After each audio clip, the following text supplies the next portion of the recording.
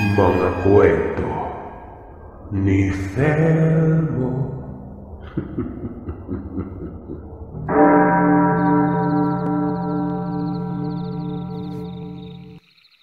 Magandang araw po sa inyo, Sir Seth. Tawagin niyo na lamang po ako sa pangalang Archie. Bali, itong kwentong ibabahagi ko sa inyo ay patungkol po sa naranasan namin ng pinsan kong si Tommy sa may probinsya.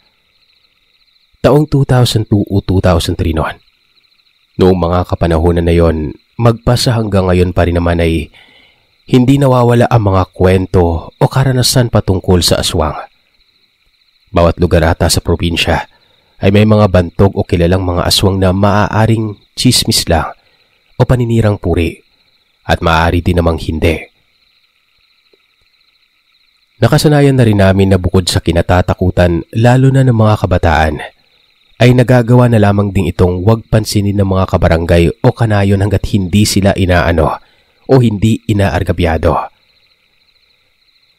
Katulad na lamang ng isang naging kilalang aswang sa amin na tawagin na lamang nating Nanay Bisit.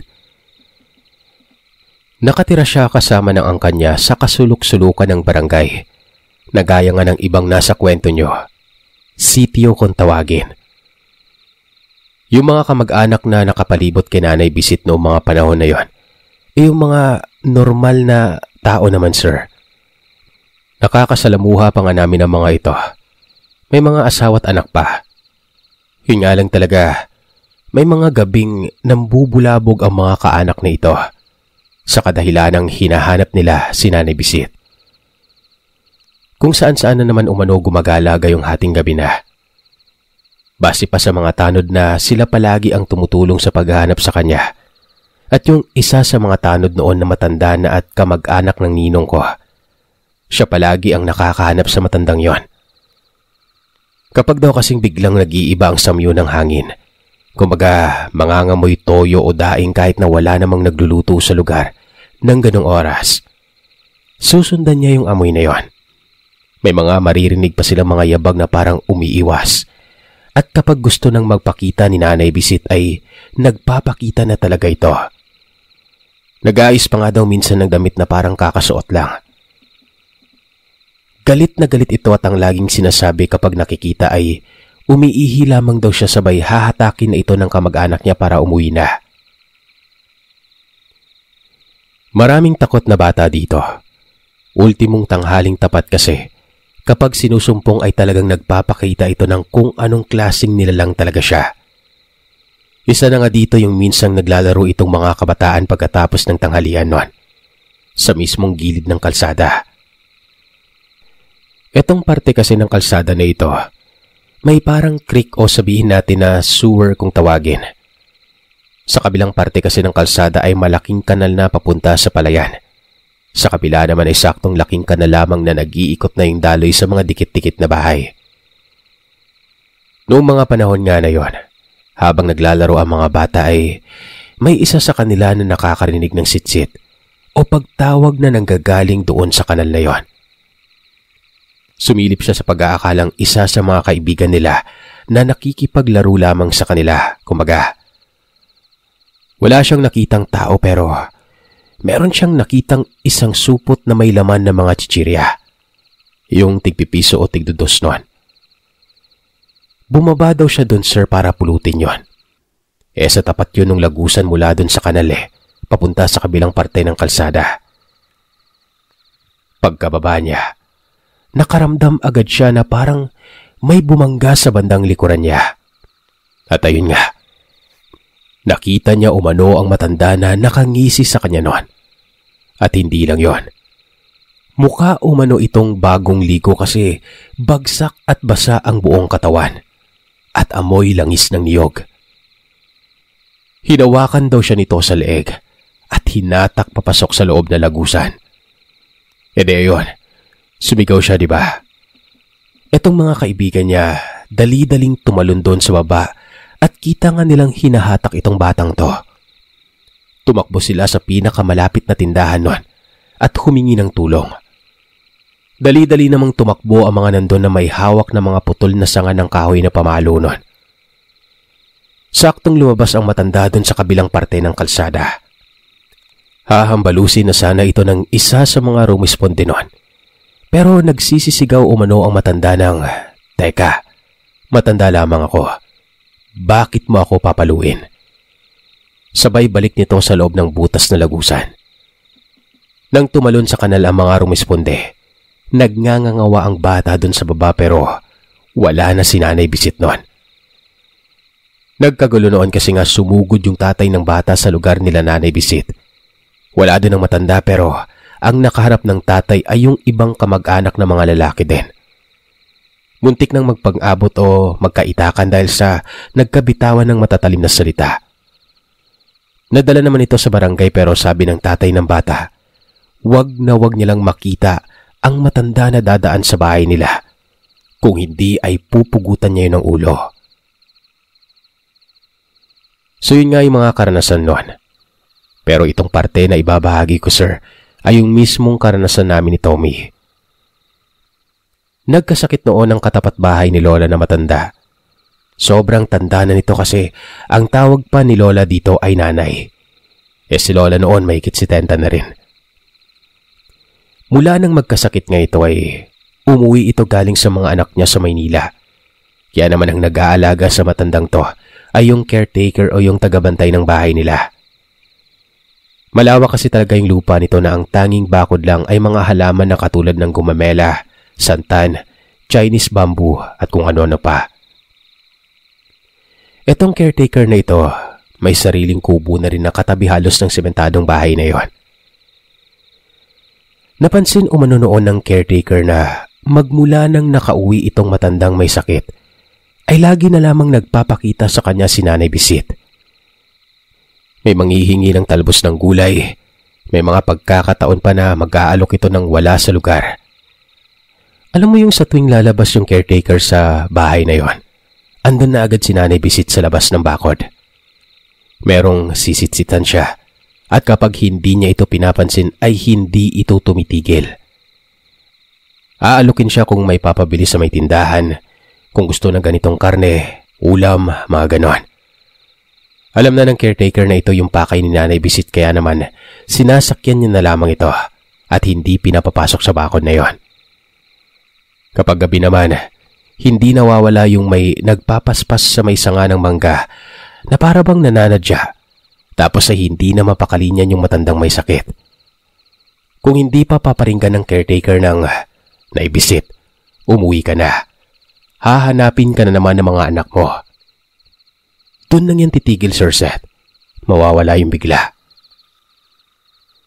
Isang umaga naman, patapos na nang walis ang caretaker sa labas nang marinig niya yung sitsit ng matanda ulit sa may labas ng bakuran nila. Hindi niya ito nilingon at gawa nga ng patapos na ay nagkunwarian na ito na inayos sa mga basura at pumasok na ito sa loob ng bahay. Simentado yung bahay ng matandang yon. Pagkapasok niya, pinakiramdaman niya itong matandang to. Sumilip siya doon sa may jealousy at tinitingnan ang matandang pasilip-silip sa tarangkahan ng bahay nila. Tinitingnan yung sarado. Naglakad-lakad pa ito at tinitingnan yung bakod na mga halaman. Isinisiksik nito ang sarili doon. Tapos ay titingala na sumisilip sa bahay. Titingin sa paligid kung may tao. Pabalik-balik lamang ito. Lakad sa dulo, lakad sa kabilang dulo. Hihinto sa may tarangkahan. Diba? Ano kaya ang gusto niya noon? Maya-maya pa, nakita niya ito na umupo doon sa isa sa mga bakod, Sir Seth. Para bang pinagsisiksikan niya sa labas ng bakod yung sarili noon. At sa isang kurap lamang ng caretaker, andun na ang matanda sa loob ng bakuran. Hindi naman natakot ang babae. Mataas naman ang araw. Dagli-dagli itong lumabas para komprontahin si Nanay Bisit noon. Sabi niya, bakit kayo pumapasok na nang wala man lamang kayong pasabi? Anong kailangan nyo? Ang sabi naman ng matanda, kanina pa nga daw niya tinatawag ang caretaker pero hindi siya pinapansin nito. Sa pagkakataon na ito ay inulit ng caretaker ang tanong kung ano ang kailangan ng matanda. At ang tanging sagot lamang nito ay may hinahanap lamang daw siya na gumulong doon sa loob ng bakod. Sinabi naman ng caretaker na ano yon at hahanapin nila. Hindi sumagot ang matanda bagkos ay naghanap-hanap pa ito ng una pero dahan-dahan din itong laglakad papunta sa gate ng pabulong-bulong at saka lumabas ng walang lingon-lingon. Hindi man lamang nagpaalam. Ang pagbisita na ito ni Nanay Bisit dito sa matandang may sakit ay siya ding dahilan kung bakit naranasan namin mismo ni Tommy itong pangyayari na ito. May paparating noon na bagyo. Wala sila lolo at si tatay. Hindi sila makatawid ng dagat noon mula sa kabilang isla dahil sa pataas na ang alon noon. Inutusan ako, si Tommy at isa ko pang pinsan na babae na matulog muna kay na lola dahil kung ano-ano man at umakyat ang tubig sa pangpang at bumaha ay matulungan namin si lola kung sakali mang umulan ng gabing yon. Medyo malakas na ang hangin noon, Sir Seth, pero hindi pa naman bumubuhos ang ulan. Ang pinsan kong babae ay kasama ni lola noon sa loob ng bahay. Samantalang kami ni Tommy ay hinahanda na yung tarapal sa palibot ng bahay, lalo na yung mga open spaces na pwedeng pasukin ng ulan. Bintana, yung pagitan ng pader at bubong o kung ano-ano pa. Nirolyo na lamang namin pababa ng konti at hindi pa naman namin tuluyang ibinagsaking mga tarapal na yon. Pumwesto kami noon sa may gilid ng bahay ni lola, kung saan sa kaliwang bahagi nito ay ang bahay ng matandang may sakit.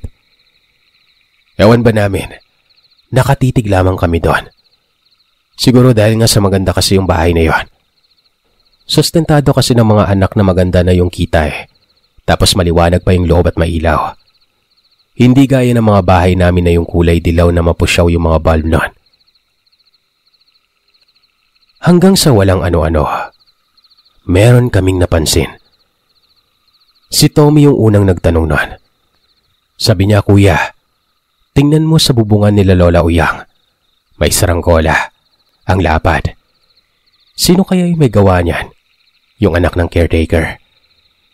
Ako naman sabi ko, baka tarapal ka ako. Baka natanggal lang sa pagkakatali na katulad nung sa ginagawa namin sa bahay ni Lola.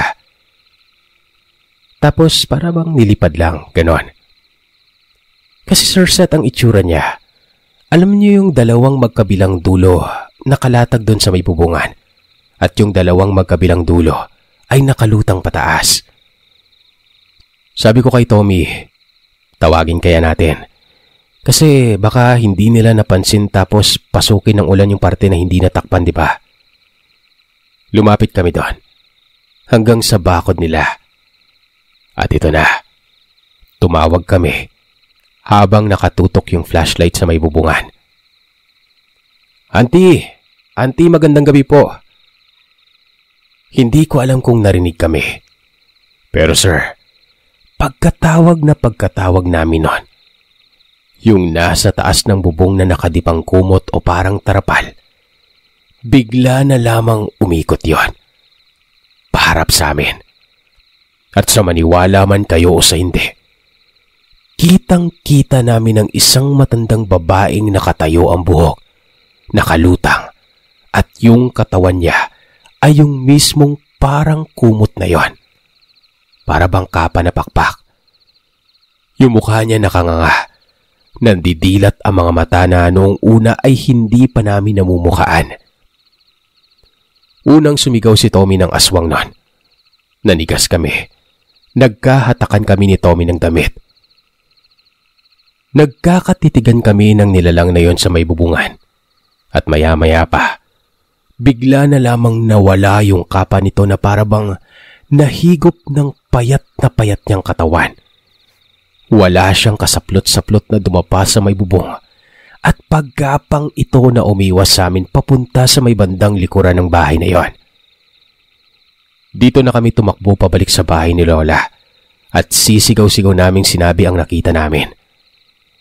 Ang sabi ni Lola, nakita niyo rin pala. Awit, di ba? Alam ni Lola. Sabi niya, may mga gabi nga daw na kapag nasilip siya doon sa may bahay ng matanda, napapansin niya na talaga yung nakalutang nakapa na yon. Kung minsan ay parang may unggoy nga na gumagapang. Hindi niya na lamang pinapakialaman dahil sa alam ni Lola kung sino yon. at ang pakay nga ay ang may sakit na matanda.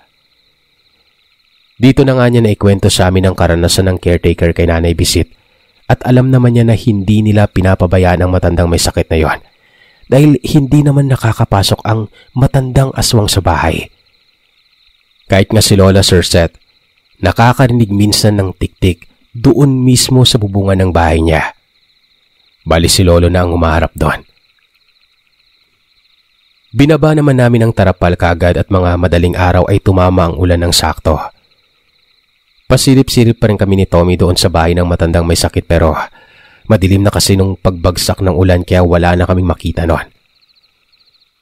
Makalipas lamang ang 2 buwan, namatay ang matandang may sakit na ito at umuwi ang mga kaanak. Gabi-gabi naman kaming nandun kasi galing Maynila yung mga tinapay nila. Masarap. At sa kabutihang palad ay wala namang presensya ni Nanay Bisit noon. Pero may mga pagkakataon na siya yung pinag-uusapan sa lamay. Nung nalipat kami ng Bandang Rojas, ay nawalan na ako ng balita sa matanda. Pero ang alam ko po ay patay na ito nung nasa kolehiyo ako. Siyempre, yung isang anak niya naman, ang naging bantog na aswang doon sa lugar namin.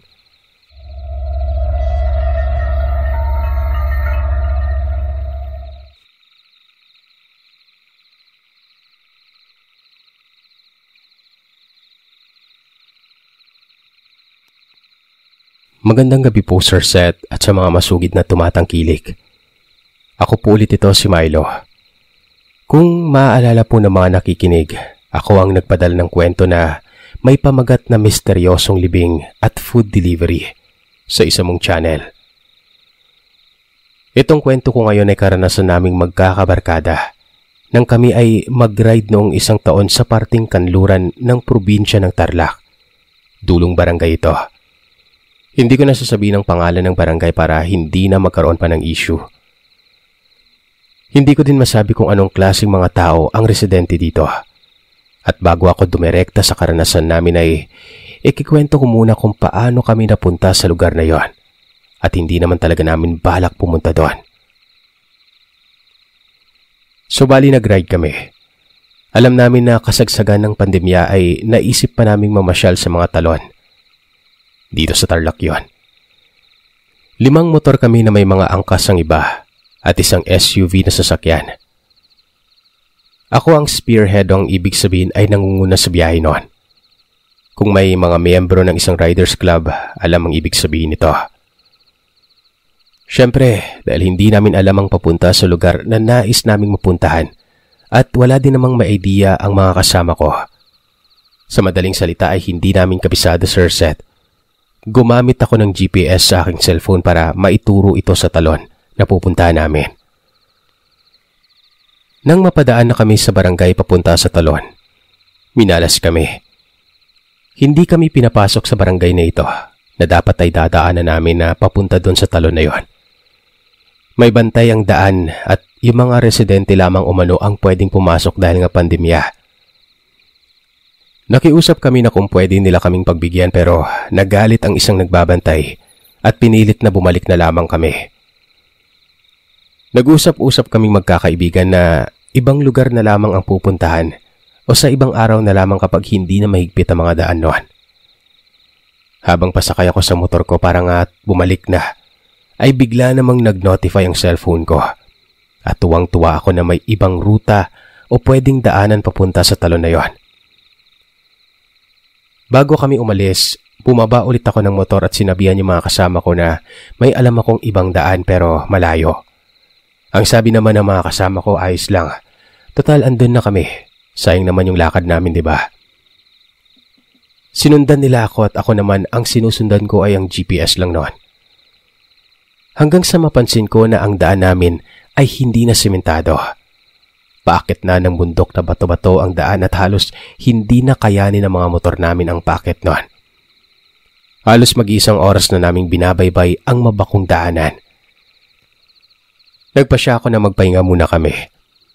Tumabi kami at nag-usap noon. Natutuwa na nababahala kami noon. Kasi nga yung dinadaanan namin ay walang katao-tao at walang mga poste ng ilaw. Kumbaga mahihirapan kami kung gabi kaming nagbiyahe noon. Mabuti na lamang at halos magtatanghalian pa lamang ng mga oras na yon. Tinanong ko sila kung gusto pa nilang tumuloy at ang sabi nila tuloy nga daw at malayo na rin naman ang nabiyahe namin. Napansin ko yung cellphone ko na nawalan na ng signal noon pero tuloy pa rin yung GPS nito. Bago kami umandar ulit, dito na nagsimula ang mga katakatakang pangyayari o masasabi naming kababalagan. Dahil sa daan na bulubundukin at mapuno at mabangin, nagtataka kami kung bakit may isang matandang lalaki na naglalakad lang pasalubong sa amin. Malayo pa lamang siya, alam naming matanda na ito dahil puting-puti ang buhok at medyo mahaba ang balbas niya. Pero kahit matanda na ito, diretso pa rin ang lakad na parang hindi pagod at hindi man lamang pinagpapawisan. Pero dahil taga-Barrio ay maitim ito at medyo makintabang balat na para bang nagpunas muna ng langis noon. Paglapit namin sa kanya, nagsalita ito sa mababang boses na mag-iingat kayo. Huwag na din kayong magpapagabi. Ako naman nagpasalamat pero hindi na ito lumingon at tuloy na lamang itong naglakad. So umandar na kami. At pagkatapos ng mga kalahating oras, napadpad kami sa isang barangay na noon lang namin nalaman na may barangay pala na ganun kalayo at napakahirap ng daan. Pagdating sa barangay na yon, meron itong napakagandang ilog. Napakalinis at nanggagaling ang tubig nito sa mga bundok. Sa barangay na yon ay doon na po nagloko ang GPS ng cellphone ko. At sabi ng mga kasama ko, paano na kami makakapunta sa dapat naming pupuntahan. Hanggang sa napagpasya ng mga kasama ko na ito na mas maiging doon na lamang kami sa barangay na yon. Total ay may ilog naman at pagod din daw sila sa biyahe. So yun na nga, doon na kami nagpark at doon na din napagpasyang maligo sa ilog. Halatang tahimik ang lugar. May mga bata pero parang hindi sila sanay na nakakakita ng mga dayo doon. Dahil nakatingin lamang sila sa amin pati na mga katandaan doon. Sa isang tindahan kami nagpahinga muna. Bumili kami ng soft drinks. Ang kwento ng nagtitinda, ilang araw na umanong walang kuryente sa kanila. Pero ang ipinagtataka namin, Sir Seth, yung soft drinks parang galing sa freezer. Napakalamig. Hindi na namin pinansin yon dahil sarap na sarap kami sa iniinom. Pumwesto na kami sa tabi ng ilog. May mga batang residente naman doon ang naliligo at naglalaro sa ilog na yon. Hindi pamilyar ang mga batang ito sa mga gadgets na dala namin dahil halata sa mukha nila na ngayon lamang sila nakakita ng mga kung ano-anong kinakalikot namin kagaya ng drone na dala ng kasama ko at mga cellphone na may kamera. Nakisaya at nakihalubilo naman ang mga bata sa amin noon sa pagligo sa ilog. At nang kakain na kami, niyaya pa namin sila para makisalo na rin sa amin. Siyempre bago kami kumain, ay humingi muna kami ng pasasalamat at nanalangin noon. Pero pagkatapos ng panalangin namin, at nang maimulat na namin ang aming mga mata at maitaas ang mukha mula sa pagkakayuko, bigla na lamang nawala ang mga batang yon. Nagtataka kaming lahat dahil wala namang halos 1 minuto ang panalangin. Bigla na lamang silang nawala at ramdam na rin namin ang katahimikan ng buong lugar noon. Habang kumakain ay napagkwentuhan namin yung matandang nakita namin sa taas ng bundok bago kami makababa ng barangay. Noong mga oras na yon, may halong pagdududa at may konting kaba na rin kaming nararamdaman. Matapos naming kumain ay naligo kami at nagpicture-picture kami hanggang sa hindi na namin napansin ang oras at tipong magdidilim na noon. Kaya nagpasya na lamang kaming bumalik sa may tindahan. Doon din kasi namin iniwan ang mga motor at sasakyan namin noon. Pasara na ang tindahan na yon pero nagtanong kami sa may-ari ng tindahan kung may ibang pwedeng madaanan pabalik ng Kabayanan. Ang sabi wala umano at yun lang talaga ang daanan pabalik. Wala kaming ibang choice kundi dumaan ulit sa napakahirap na daan na yon. Noong mga oras na yun na dumidilim na, nakaamoy kami ng sobrang lansa na parang nabubulok na laman o parang patay na hayop. at napakainit ng pakiramdam namin ng mga oras na yon. Kakatapos lamang naming maligo sa malamig na ilog at halos palubog na rin ang araw pero napakainit talaga. Sabi ko sa mga kasama ko, magmadali na at uuwi na kami dahil iba na talaga ang nararamdaman ko ng mga oras na yon. Bago kami umalis, napasilip ako sa siwang ng saradong tindahan. Nahagip ng paningin ko doon. Yung babae, nag-iba yung itsura niya, Sir Seth. Naging lubog ang mga mata nito at para bang gulong-gulo yung buhok na nakatingala na parang tulala. At tuloy na tuloy ang agos ng laway nito sa leeg niya. Natakot ako pero hindi ko sinabi sa mga kasama ko at baka maging dahilan pa ng aksidente yon. Nagtatanong sila sa akin bakit parang biglang namutla ako at balisanon. Basta ang sinagot ko sa kanila, umalis na kami doon. Ang parang maaliwalas na paningin namin na lugar kanina pagdating namin doon ay nagmistulang lugar na parang walang taong naninirahan. Habang paalis kami, naririnig na namin ang iba't ibang huni at angil na mga hayop na parang aso, baboy, mga manok na tandang. Dinig na din namin ang mga pagaspas ng parang malalaking ibon na hindi naman namin nakikita kapag nililingon namin. Buti na lang, malakas ang nilagay kong ilaw na kahit na madilim ang daan, ay kitang-kita namin ang mabato at maalikabok na daan na yon. Nahirapan din kami sa parang usok o hamog sa dinadaanan namin pero napakainit pa rin ang lugar. Nasa may kabundukan na kami pero dinig pa rin namin ang mga ingay na parang nakasunod lalo ang pagaspasan ng mga lumilipad sa amin sa itaas. At sa sobrang takot pa ng isa kong kasama na kahit mabagal na ang takbo ng mga motor namin, ay na-out of balance at nag-slide pa ang sinasakyan niya. Mabuti na lamang at hindi gaanong nasaktan. May gasgas sa balikat at parang medyo malalim ang sugat dahil madugo yun. Pero ayos naman. Dali-dali namin itong tinulungan. Pero sa mga oras na yon, habang tinatanong ang kasama namin kung okay lang siya, humina ang mga huni ng mga kung anong nilalang na parang nakasunod sa amin. Sabi ng isa kong kasama, sa wakas lumayo din sila. Pero ang sabi ko, magmadali na tayo. Nabanggit ko na nakwento sa akin ng lolo ko na kapag malakas ang naririnig ng mga huni kung aswang man yon, ay malayo pa sila. Pero kapag mahina na ay malapit lamang ang mayon. Kaya dali-dali kaming sumakay sa mga motor at mas mabilis kami ng konti noon.